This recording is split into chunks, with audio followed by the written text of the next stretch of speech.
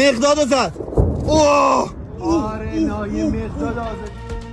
Tehron osmonida jang, Dubayda portlashlar, Yaqin Sharq tarixidagi eng xavfli eskalatsiya boshlandi. Bayden Trampni tanqid qildi. AQSh ichida urush bo'yicha siyosiy jang boshlandimi? Xitoy Eronga yordam berishga tayyorgarlik ko'rmoqda. CNN. Muhammad bin Zayd Al Nahyan ogohlantirdi. Biz urush holatidamiz. Birlashgan Arab Amirligi nega bunday keskin bayonot berdi? Eron urushi AQShda qurol taqchilligini keltirib chiqaryaptimi? Kurdlar Eronga qarshi qo'zg'olon ko'tarish shartini aytdi. Isroil-Eron urushi Ukraina uchun ajoyib imkoniyat yaratdi. Netanyahu uchun eng xavfli signal. Hizbulloh butun shaharni tark etishni buyurdi. Dunyo siyosatini biz bilan faol kuzatib borayotgan tomoshabinlarga assalomu alaykum. Videoga like bosing va fikringizni kommentariyada yozib qoldiring.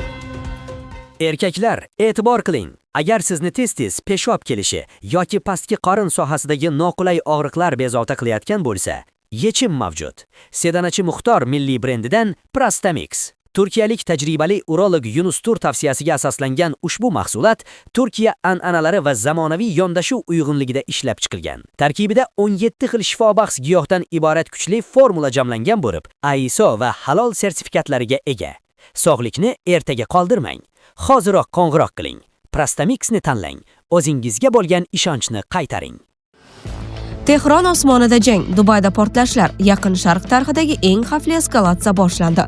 Bayden Trampni tanqid qildi. AQSh ichida urush bo'yicha siyosiy jang boshlandimi? Portlashlar yana osmonni yorib o'tdi. Eron va AQSh Isroil o'rtasidagi urush tobora kengayib, mintaqaning bir nechta nuqtalarida bir vaqtning o'zida jangovar harakatlar davom etmoqda. Harbiy zarbalar, dronlar to'qnashuvi va siyosiy bayonotlar urushni yangi bosqichga olib chiqdi.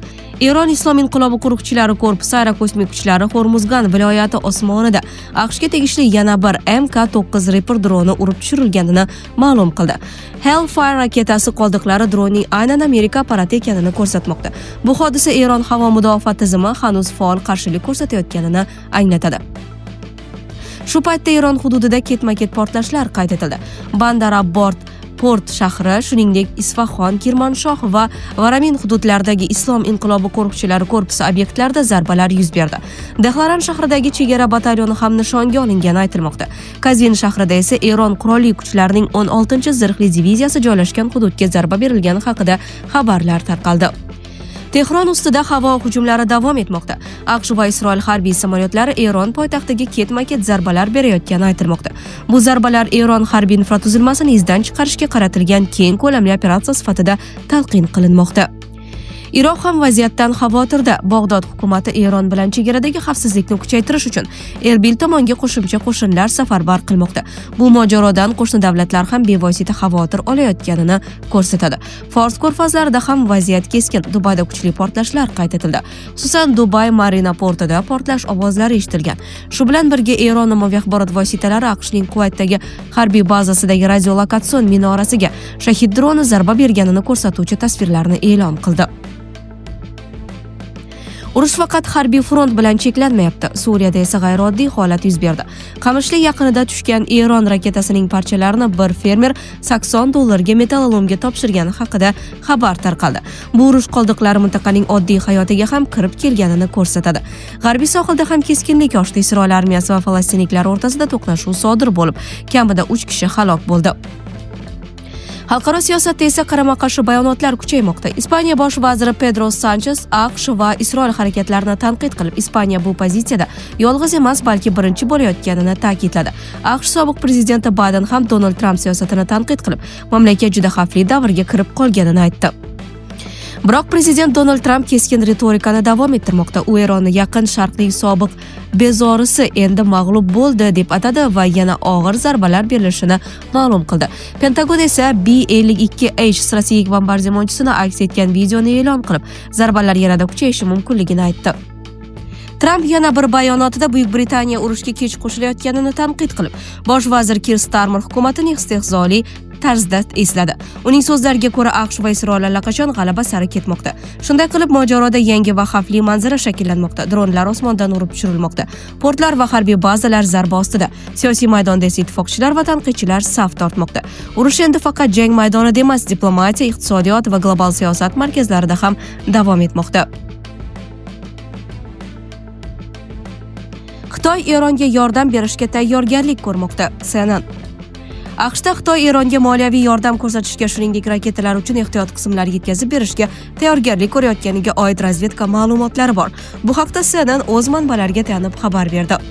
Xitoy o'z qo'llab-quvvatlovida ancha ehtiyotkor, u urush tugashini xohlaydi. Chunki urush uning energiya ta'minotiga tahdid solmoqda, deydi telekanal suhbatdoshlaridan biri. The Washington Post manbalariga ko'ra, Xitoy Eron bilan mustahkam aloqalarga qaramay, hozircha ushbu mamlakatga yordam ko'rsatmayapti. The Washington Post'ning qayd etishicha, Yaqin Sharq davlatlaridagi Amerika harbiy obyektlariga oid ma'lumotlarni Eronga Rossiya tomoni taqdim etmoqda. Hozircha Rossiya tomonidan ko'rsatilayotgan yordamning aniq ko'lami va chegaralari ma'lum emas. Biroq manbalarning ta'kidlashicha, urushning birinchi haftasida Eronning Amerika nishonlarini mustaqil ravishda aniqlash va kuzatish qobiliyati sezilarli darajada zaiflashgan. Aynan shu bo'shliqni to'ldirishda Rossiyaning razvedka ma'lumotlari muhim rol o'ynayotgan bo'lishi mumkin. Muhammad bin Zayd Al Nahyan ogohlantirdi. Biz urush holatidamiz. Birlashgan Arab Amirliklari nega bunday keskin bayonot berdi? Eron hujumlari tufayli urush holatida bo'lib turibdi.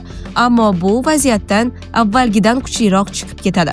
Bu haqda Birlashgan Arab Amirliklari prezidenti Muhammad bin Zayd Al Nahyan ma'lum qildi. U mamlakat qurolli kuchlariga ushbu urush paytidagi roli uchun minnatdorlik bildirdi va kuchlar tizimlarini sharaf xizmatlari uchun maqtadi. Prezident xorijiy rezidentlarining ba'ga qo'shgan hissasini ham yuqori baholadi. Biz urush holatidamiz va men ularga o'z burchimizni bajarishga va'da beraman. Bu vaziyat bizga majburan yuklandi va biz o'zimizni, oilalarimizni hamda mamlakatimizni himoya qilish uchun harakat qilmoqdamiz, dedi prezident. Siyosatchi Eron hujumlari oqibatida jarohatlangan 5 kishi Ba'ning 2 Hindiston, Sudan va Eronning 1 nafar fuqarosi holidan xabar oldi. Muhammad bin Zayd Al Nahyan yaradorlar amirliklar mas'uliyatida ekaniga ishonch bildirdi. Birlashgan Arab Amirliklari jozibador, go'zal va namunali mamlakat. Ammo sizni aldashlariga yo'l qo'ymang. Birlashgan Arab Amirliklarining terisi qalin va achchiq eti bor. Bizni yutib bo'lmaydi, dedi prezident. Eron urushi AQShda qurol taqchilligini keltirib chiqaryaptimi? AQShning Eronga qarshi harbiy amaliyoti ittifoqchi davlatlar orasida jiddiy xavotir uyg'otmoqda. Yevropa va Osiyo mamlakatlari Washington urush davomida katta miqdorda o'q-dorilar sarflayotgani sababli buyurtma qilingan qurollar kechikishi yoki umuman yetkazib berilmasligidan sarosimaga tushmoqda. Bu haqda Politico yozdi. Ayrim yevropalik amaldorlar Rossiyadan ehtimoliy tahdid fonida mudofaa zaxiralarini tiklashga harakat qilayotgan bir paytda AQSh tomonidan o'q-dorilarning katta qismi Eronga qarshi operatsiyalarda ishlatilishi ularning xavfsizligiga ta'sir qilishi mumkinligini ta'kidlamoqda. Osiyoda esa bu holat Xitoy va Shimoliy Koreya kabi raqib davlatlarni yanada faollashtirishi mumkinligi haqida taxminlar bor. Manbalarga ko'ra, Pentagon armiyasi so'nggi kunlarda aniq nishonga uradigan texnikalar, Patriot tizimlari uchun tutuvchi raketalar hamda Tomahawk kabi yuqori texnologiyali qurollarni katta miqdorda ishlatmoqda. Bu esa AQShning o'zida ham o'q-dorilar zaxirasi masalasini kun tartibiga chiqargan. Shu bilan birga Washington mudofaa sanoati kompaniyalari bilan ishlab chiqarish hajmini oshirish bo'yicha muzokaralar o'tkazayotgani aytilmoqda. Ammo ekspertlar murakkab raketalar va havo mudofaa tizimlarini qisqa vaqt ichida ommaviy ishlab chiqarish oson emasligini ta'kidlamoqda. Kurdlar Eronga qarshi qo'zg'olon ko'tarish shartini aytdi. Eronning Kurdiston erkin hayot partiyasi qurolli a'zolari allaqachon Eron hududida va qo'zg'olonga shay. Biroq ular AQSh qo'llab-quvvatlashisiz harakat boshlamaydi. Bu haqda partiya hamraisi Amir Karimiy X nashriga ma'lum qildi. O'tmishda 2 yirik qo'zg'olon qo'llab-quvvatlovsiz qolib ketdi. Bu esa rejimga o'z mavjudligini uzaytirish imkonini berdi, deydi u. Karimiy shuningdek tashkilot AQSh rasmiylari bilan aloqada ekanini, ammo Isroil hukumati yoki uning Mossad razvedka xizmati bilan aloqasi yo'qligini ma'lum qildi. RGA'ning jangovar qanoti Sharqiy Kurdiston mudofaasi deb ataladi. 2000-yillarning boshidan beri u Eronda kurd muxtoriyatini o'rnatish maqsadida Eron hukumati bilan qurolli mojaro olib bormoqda. Turkiya, AQSh va Eronning o'zida HRK terrorchi tashkilot deb ham ataladi. Bizning baholashimizcha, yer usti qo'shinlarsiz rejimni o'zgartirish imkonsiz va bizdagi ma'lumotlarga ko'ra, AQSh bu hududlarga qo'shin yubormayapti, deydi Iroq kurdlari vakili bo'lgan ismi oshkor etilmagan mulozim. Ma'lumot uchun, Kurdiston erkin hayot partiyasi Erondagi kurdlarning madaniy va siyosiy huquqlarini himoya qiluvchi hamda o'z taqdirini o'zi belgilash uchun kurashuvchi kurd harbiy siyosiy tashkilotidir. U Turkiyadagi Kurdiston ishchi partiyasining Erondagi analogi hisoblanadi. Isroil-Eron urushi Ukraina uchun ajoyib imkoniyat yaratdi. AQShning Eronga qarshi harbiy amaliyoti Pentagon va Ukraina o'rtasida muhokama qilinayotgan dron texnologiyalari bo'yicha kelishuvga tezlik qo'shdi.